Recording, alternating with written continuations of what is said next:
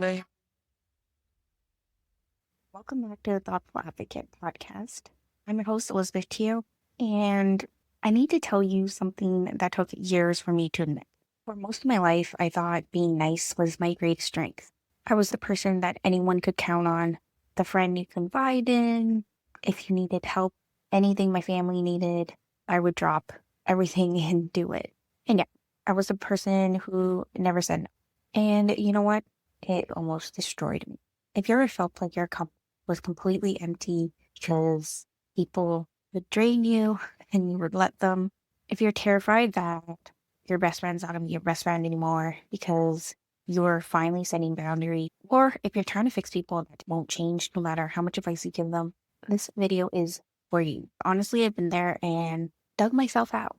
If you're new here, subscribe to my YouTube channel and follow my podcast anywhere you can find podcasts. Today we're gonna go over 3 painful lessons that I've learned in my life. 1, why being too nice allows people to take advantage of you. 2, the exhausting reality of what people pleasing is and where it really comes from. 3, this is the hardest lesson of them all. Why you can't fix people, no matter how hard you try. Let me take you back to high school. Those were the days I would do whatever I was told. So as soon as I come from school, my dad would tell me to chop vegetables, wash the dishes, and do all the chores. I did that. I was never allowed to go out, so I would always be waiting for my friend to text or call me. They would usually reach out if they had a problem. And I'm talking about specific that I'm no longer friends with. And yeah, would always chat over Facebook Messenger if she had boy problems, money issues. I would always be there for her. And I thought I was being a good friend. I always thought I was just being a good friend. But I think there is a point where I was constantly overextending myself and it just drained my energy. I'm not going to name who the person is for privacy reasons. I don't have any resentment towards them. It's just a story and a lesson I wanted to share. She was always having guy issues, and I would always be there consoling her and advice because she would always tell me the negative things about them. My advice was you should stop talking to him if he's treating you like this. No matter how much time I spent with her telling her these things, she would agree with me and then still be with them. So there's a point where I should have just really backed off and just let her do her thing because I can't make people do things. And that's what I had to realize. No matter how much I cared for her, want the best for her, I still do. But I had to learn that I can't change people. Another issue I really struggled with was treating people's issues like they were my own. I would add more burdens to my own life because I really cared and I wanted to take away their problems so much that I made it my own. Yeah, it just drained me emotionally. I would either always be studying or trying to fix people's problems. It was always up to the person to make the change themselves, and that's what I've come to realize. In school projects, I'm always that person who does most of the work. Teachers would put me with people who do the least work. I was like, okay, whatever, I'll just do this myself. And then I remember thinking, why do I feel so drained? Why am I unhappy? And why do I feel like I have the weight of the world on my shoulders? It was because I was taking on everyone's problems. Maybe I was being too nice. I was offering myself as a doormat for people to walk all over. The worst part is the only person I have to blame is myself because I allowed this to happen. If you see yourself as someone who's there to serve and people please, then people will take full advantage of that. I was always the person who would say yes, even though my mind was screaming no. I always felt guilty for taking time for myself. I even feel it now when I'm resting, even though I'm exhausted in my 3rd trimester. I couldn't fully rest. I've definitely gotten better because I know that I'm growing a baby and I need this rest, but it took me a long time to get to this point. I would always stay silent when people cross me down, so maybe they talked down upon me, or they're doing something that I don't like. I just don't say anything because I'm too afraid. And yeah, I still deal with this issue today, but I've definitely gotten better. I always put people's needs above my own. Just know you're not alone, and feel free to leave a comment so others know that other people are going through the same thing. We're going to talk about why people take advantage of nice people. It's just human nature. When you're too nice, it means you're also a passive person. You don't like conflict. You don't state what you need. That resentment builds up inside you until you finally explode. You don't set a boundary, so people will push further to see what they can get out of you. And then you start feeling used and resentful, but you still don't speak up. They learn your no doesn't really mean no, just maybe later. According to psychology, the attachment theory, people often struggle with being too nice, often develop what's called secure attachment styles in their childhood. Studies show that people with anxious attachment styles are more likely to engage in excessive caregiving to maintain their relationships. Clinical psychologists call this self-sacrificing schema. It means that as a child, you learn that your self-worth was based on how useful you were. That pattern follows us into adulthood if we don't break it. For people pleasers out there, here are some signs that people are taking advantage of you. 1, they only reach out if they need something. They don't check in on you, or maybe they do say, "How are you?" but they don't actually mean it. You can usually tell because you say how you are, but they don't ask further questions or really care. They'll just dive into their issue right away and dismiss you. Another thing is your no is always up for negotiation with them. They'll guilt trip you, they'll push you back, act like you're the crazy one, but in reality they are. Of course, they never reciprocate. You call them for a 2 a.m. crisis and where are they? And then they start to make you feel guilty for having boundaries. Like all of a sudden you're a problem because you want to prioritize yourself. Here's what changed everything for me. People unfortunately will treat you exactly how you teach them to treat you. If you don't value your time, your self-care, or yourself in general, why should they? I wanted to get real with you on what people pleasing really looks like. It's not just about being too nice. For me, it was putting aside self-care. Like maybe I really needed a shower or sleep, but I would just stay up longer because they needed. This could look like canceling appointments that you need, saying yes when your gut is saying no, feeling anxious before any actual conflict. I feel like this definitely stems from childhood trauma, especially if you've been through abuse.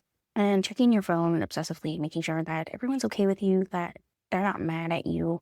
And finally, being so physically exhausted that you're unable to stop. I was literally pouring from an empty cup and felt like I was drowning. I think the fear of rejection really kept me going. I didn't want to be abandoned because my dad didn't care about me. And oftentimes other family, if I lose my friends, what am I going to have left? I never wanted to seem selfish or mean because that's just something that Chinese people don't do. They always put their family first, but there's a point. The saddest part is thinking I only was valuable because I was useful to someone. I think for me, things started to change when I really looked further into people pleasing, how to stop. But it took years of practice, years of therapy. Therapy really helps because it helps you unpack the reasons why you're doing certain things and it allows you to see the patterns that you may not see yourself. And yeah, through therapy, I learned that love was conditional, that I had to manage my own parents' emotions. So that meant not doing anything to make them mad. Conflict, yelling, anger, they all triggered me because I thought something negative was going to happen because I would always get hit after that point. And this video is not about blaming your parents. It's really about taking responsibility for yourselves and your actions. I truly believe once we understand our own patterns, we can break them ourselves. We don't need anyone else. If you're waiting for your parents or your ex to say sorry to you, you really have to question yourself and say, hey, it's time for me to change and take accountability. Those people are no longer in my life and I can move on. Another big lesson is that people pleasing is really a trauma response. It's the spawn response that psychologists call, or basically if you say yes and you never say no and you're always smiling and happy and nice, then nothing bad can happen to you. But that's not true. I felt like I was living in survival years after I've gotten away from my abuse. And yeah, I just couldn't get out because I was still being the victim and blaming everything on them when I could have really, I just had the key the whole time. I could have just unlocked the door. I think the hardest part is in friendships because for me, friendship was always so important. I never really had family I could talk to emotionally who would understand. Friends were my safe space.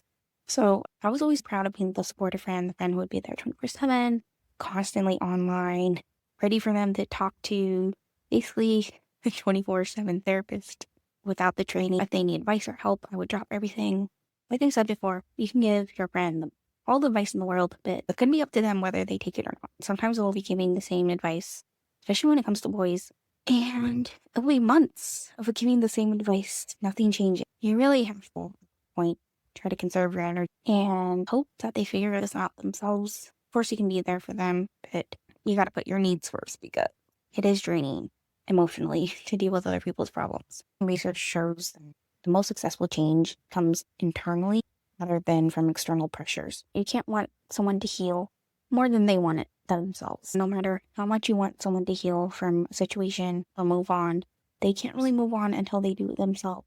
Sometimes you just have to let someone hit rock You can be there for them when they need you, as long as you're still taking care of yourself. Everyone has their own timelines, their own way of doing things. Unfortunately, your solutions may not always be their solutions. Sometimes they really just have to go through it. You can't take anyone's pain away. I really had to learn the difference between supporting and enabling someone. I'm here if you're ready to take action, setting boundaries around your time and your energy, not always being available 24/7 because we can't be if we're taking care of ourselves, especially if we have dependents, and just believing in them. I think that's also a way you can support your friend, believing that they can change. Here's what enabling looks like, and this is what I did for years. Let me fix this for you. Being available 24/7 no matter what. Dropping your call, maybe you're in the middle of a shower, treating the person like they're helpless. These people are not helpless. And giving advice that they never asked for. I've come to accept that being a good friend isn't about sacrificing my own well-being. It doesn't mean I'm a 24/7 on-call therapist, and that I can't fix anything, and that I can't force anyone to change. So yeah, I realized almost 30 years, it's not my job to fix someone, it's my job to fix myself. Okay, so you might be wondering, how did you actually change that? And the truth is, it didn't happen overnight. This took years of practice, years of me practicing saying no, setting boundaries, years of standing up for myself. At first, it's really awkward, and you feel like something horrible is going to happen. So you might put it off for a while. But once you actually start to do it, you realize that person starts to respect you more, or you start to resent them less because you finally put firm boundaries. I was just never as bad as I imagined what turned out. The worst situation I had in my head just never came true. If someone asks you, are you free tomorrow? Let's go out. If you're a people pleaser, you're probably going to want to say yes immediately, but take some time to say, let me think about it and I'll get back to you on this. Also something wonderful, which I use all the time now, called do not disturb. So can't be available 24/7. And you can set it where you're not getting calls after 9 p.m. Understanding that no is a full sentence. You don't have to explain yourself. You can just say, no, sorry, I can't make it. Step 2 is really dealing with that fear. This is where meditation really helps, because when you're meditating, you have no distractions. Whatever comes up, you just let it float down the river. Dealing with people's emotions is uncomfortable. You just remind yourself that this is not your problem to fix. The truth is, disappointing people is not an emergency that you have to fix. Over time, you'll start to see people who actually respect you and care about you, because you'll no longer tie your self-worth to how useful you are. So if they want to stick around and be your friend, it means they're a true friend. And yeah, step 3 is fill your own cup first. So you need a shower, take the shower. Schedule your therapy appointments, your workout appointments, and really question what's energizing me versus what's draining me. Schedule what's energizing you on your calendar first. Step 4, I set clear boundaries with people, which was really hard for me because it always felt like I was trying to be mean, and I think it was because I was just not used to it. So with friends that I used to spend hours on the phone with, I just stopped being so available because I knew it drained me. I had to put myself first. And I think this really solidified once I had a baby, because I just don't have the energy or the time anymore. So now I can just be more firm with my time and my energy.